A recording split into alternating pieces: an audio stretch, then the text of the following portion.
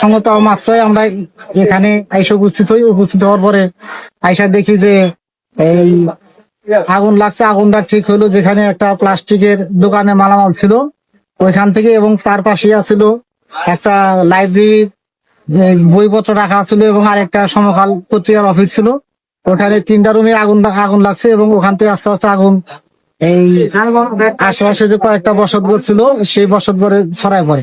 আমরা দ্রুত আমাদের উপজেলা পুকুরে পাম্প সেট করে কাজ শুরু করতে থাকি এবং কিছুক্ষণ পর আগুনটা নিয়ন্ত্রণে আসে এবং পরবর্তীতে আমরা আগুনটা সম্পূর্ণ নির্বাপন করতে পারি নাই। আমরা তথ্য সংগ্রহ করতেছি, তারপরে বলবেন আচ্ছা ভাই, যেহেতু এখনো কোনো করা হয় নাই। ঠিক আছে, ধন্যবাদ।